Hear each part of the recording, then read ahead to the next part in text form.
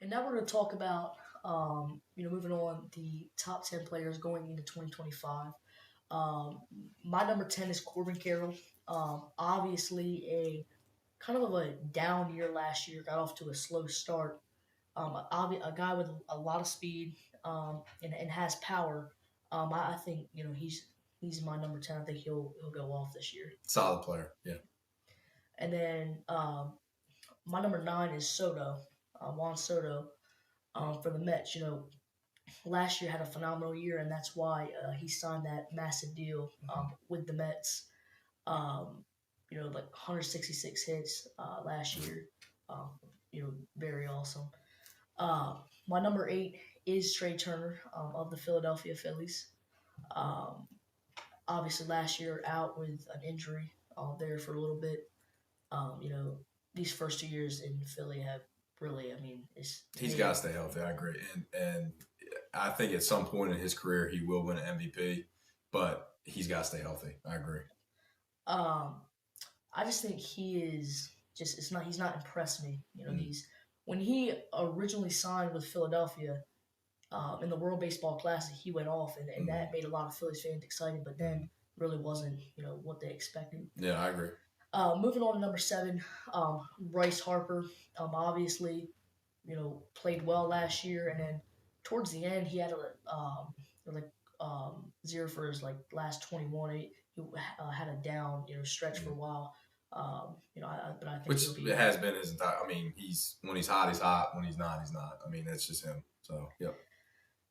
Moving on to number 6, Bobby Witt Jr., guy last year who hit 322 for the Kansas City Royals. Um, he is fast and he can also hit for power. Um, so same Phenomenal thing. player. I think he great hair too. So moving on to number 5, I have Zach Wheeler of the Philadelphia Phillies. Last year, 16 wins, 7 losses. 2.57 ERA. Finished second in Cy Young voting too. Yep. I think he'll kind of have that same year that he had last year. So. Moving on to my number 4 is Shohei Ohtani. Obviously the best player in baseball last year. I think this year he'll take a step back. Obviously, he's expected to return to the pitching mound. So I think he will. And I'm glad you brought that up because I think he's a different player when he's pitching once every 5 days. I do. He will not steal 50 bases Correct. this year. He Correct. I'm glad you brought that up. Yep. Moving on to my number 3, Aaron Judge, obviously MVP last year, wonderful power hitter. Excited to see him have a good year again this year. What do you think? He have a better year, or lays back off a little bit this year? What do you think? I think Judge is going to carry the Yankees regardless. I think that he's always going to be capable of 40-plus home runs. I mean, I just think that's who he is. That's who he's been since he's been in New York, right? So I think that's why the Yankees made it a priority to sign him again to that long extension when they did. So, yes, I think that he will continue to perform as long as he has somebody in that lineup that will protect him, which he still does. So he'll be fine. Moving on to my number 2, Paul Skenes of the Pittsburgh Pirates, starting pitcher. Last year, in his rookie year, came up in April and still posted up phenomenal stats: 11 wins, 3 losses, and a 1.96 ERA. It was Rookie of the Year. Rookie of the Year.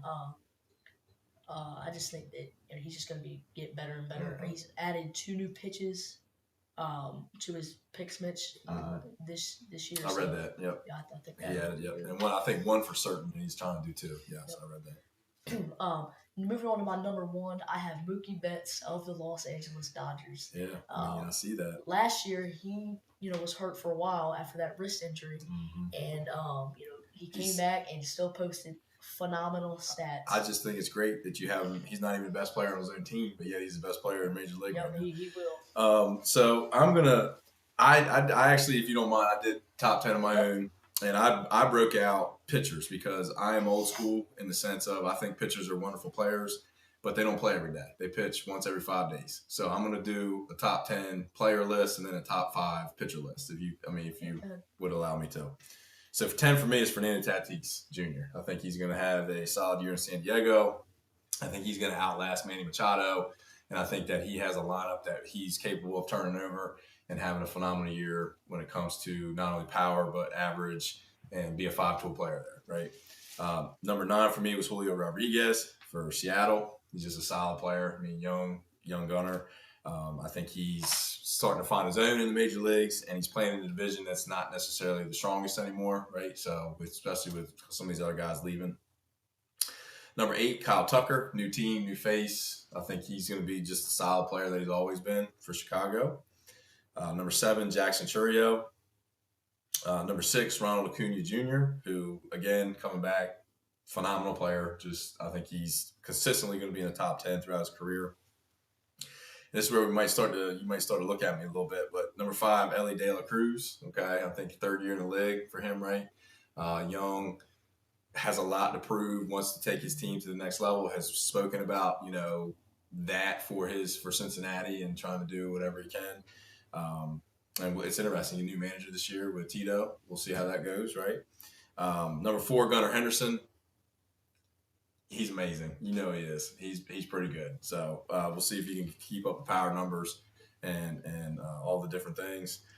3, Juan Soto. I think Soto deserves to be in the top 5. He had an MVP caliber year last year for New York, and I agree with you. The money talks. So I think the signing for the Mets shows the kind of player that he is. Number 2, I got Shohei.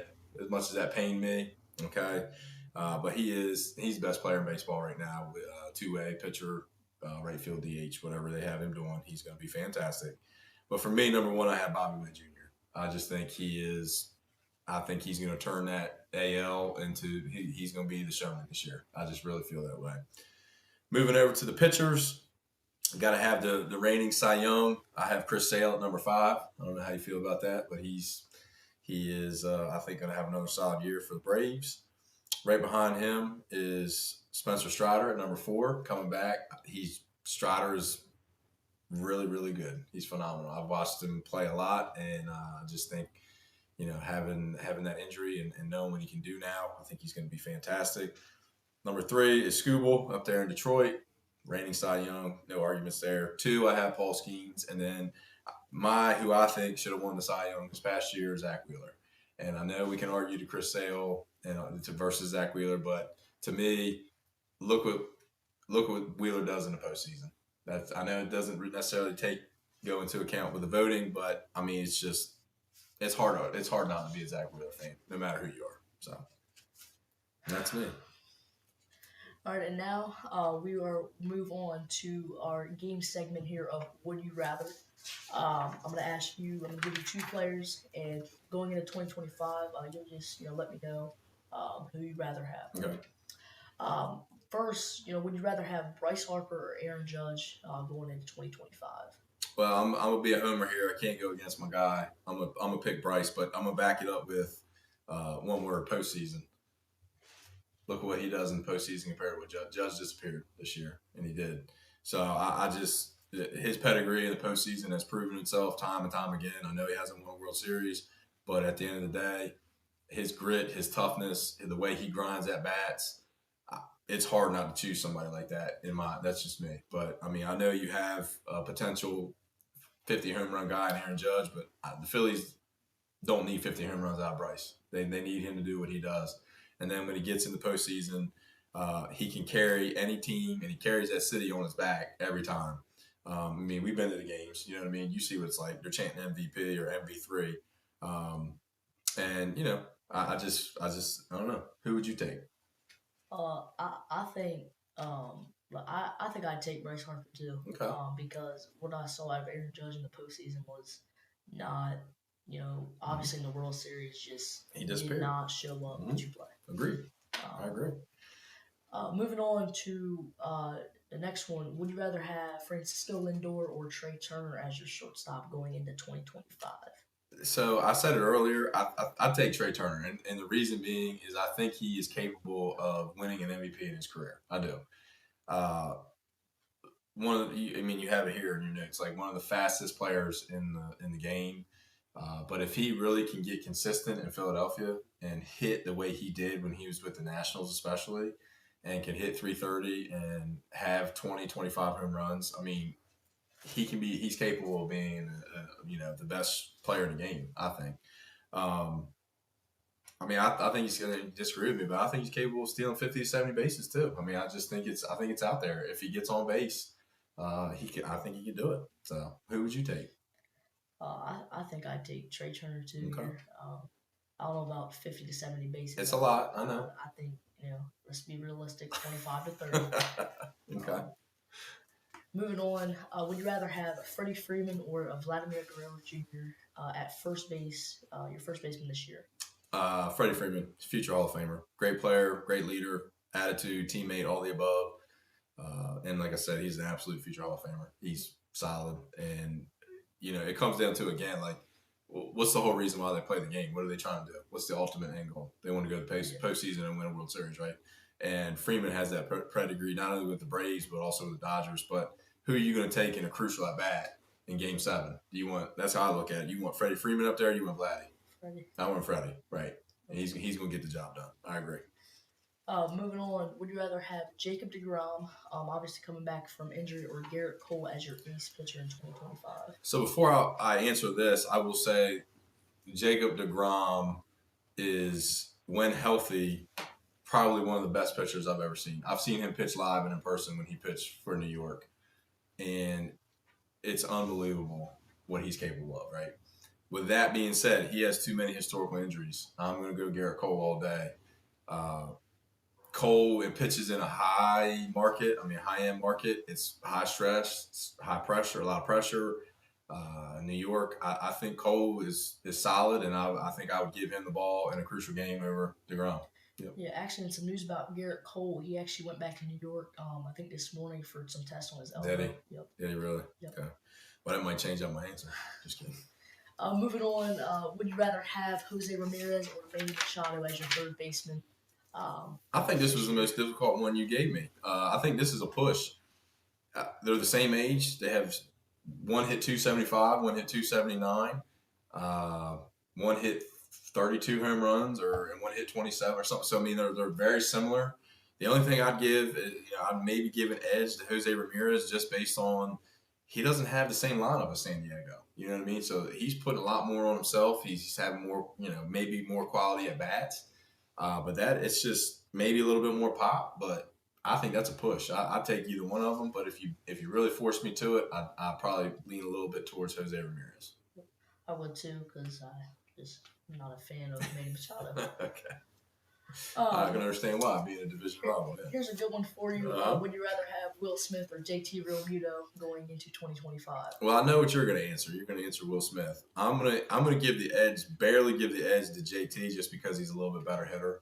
Will Smith, I think, struggles at times. Can be very streaky. Where JT, every year, for me at least, he's been in Philadelphia. He's at around 250 or a little bit above, and he's had between 15 and 25 home runs, which is extremely, like you said, rare for a catcher. But I think defensively they're probably around the same. But I might give the edge. He can run a little bit better to JT, and he's probably got a little bit more consistency when he hits. That's just me. And my concern going into to March, April, maybe May is Will Smith with his ankle injury. Mm-hmm. He's had an ankle injury this spring that happened last fall. Yeah, I agree. Yep. I agree. All right. So moving on here, I have a little bit of a joke for you. Okay.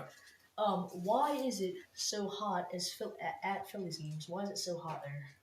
I'm not sure. Because there's not a fan in the stand. Oh, okay. I got a joke for you too, if that's all right. Okay. What's the difference between the hot dogs they're going to sell at the Philly Stadium this year versus the hot dogs they're going to sell at the Dodger Stadium this year?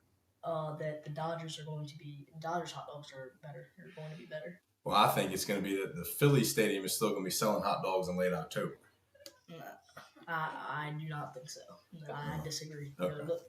Look who the Phillies or the Dodgers signed compared to the Phillies, and look who won the World Series last year. We can get to that in a little bit. Okay. All right.